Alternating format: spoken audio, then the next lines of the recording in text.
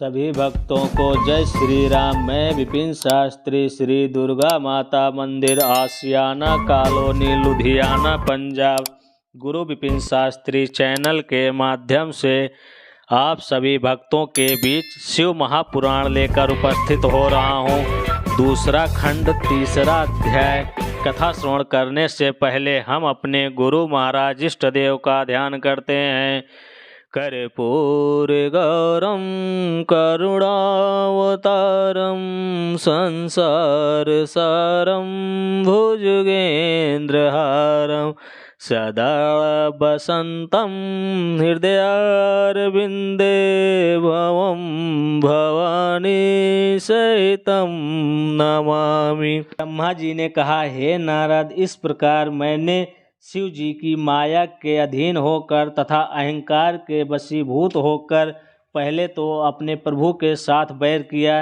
तदुपरांत कामदेव पर कृपा करके दक्ष प्रजापति से यह कहा, हे पुत्र, तुम अपनी स्वेदका नामक पुत्री का विवाह कामदेव के साथ कर दो तो हमारा हृदय प्रसन्न होगा। मेरी इस आज्ञा को सुनकर दक्ष ने कामदेव से कहा, हे अनंग, मेरी पुत्री को जो रति नाम से भी प्रसिद्ध है स्वीकार करो और प्रसन्नतापूर्वक तीनों लोकों पर विजय प्राप्त करते रहो। कामदेव ने भी दक्ष की यह प्रार्थना स्वीकार कर ली। तब रति के साथ कामदेव का बड़ी धूमधाम के साथ विवाह हुआ। उस समय मैंने अत्यंत प्रसन्न होकर दक्ष को अपनी बाईं ओर बिठाया। फिर पिता के समान उपदेश करते हुए भगवान सदाशिव ने मुझसे जो शब्द कहे थे उन पर विचार करते हुए दक्ष से बोला, हे दक्ष, शिव जी योगी स्वरूप धारण कर तीनों लोकों को जीत भोग विलास को त्याग स्त्रीहीन हो सदैव छंद विचरण किया करते हैं। अपनी 10 इंद्रियों पर विजय प्राप्त कर वे स्वाधीन बने हुए हैं। अतः तुम ऐसा कोई उपाय करो जिससे शिव जी सांसारिक रीत के अनुसार अपना विवाह कर लें। ऐसा हो जाने पर हम निश्चिंत हो जाएंगे। शिव जी ने तुम्हें भी बहुत धिक्कार दिया है और अपने बड़प्पन के अहंकार से भरकर किसी को कुछ नहीं समझा है। यदि विष्णु ने हम से ऐसा कहा होता तो हम कुछ भी बुरा नहीं मानते।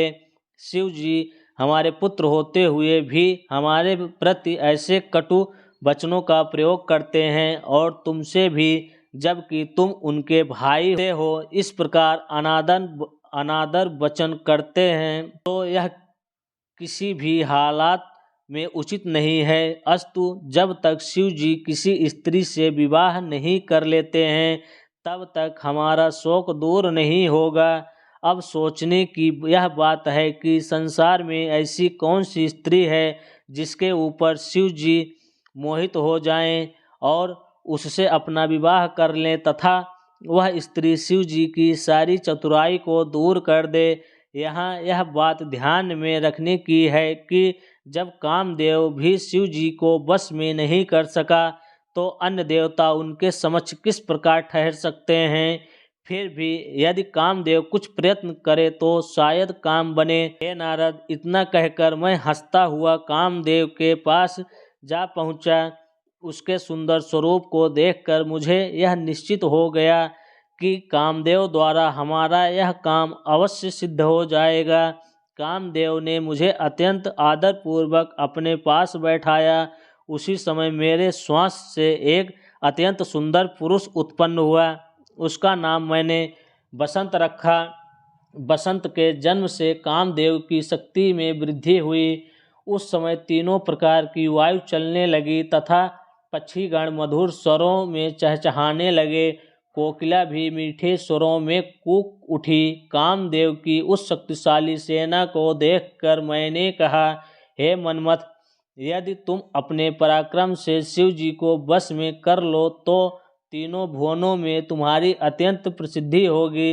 अस्तु, तुम मेरी आज्ञा मानकर इस कार्य को शीघ्र संपन्न करो। मेरी इस आज्ञा को सुनकर कामदेव ने उसे अपने मस्तक पर धारण किया।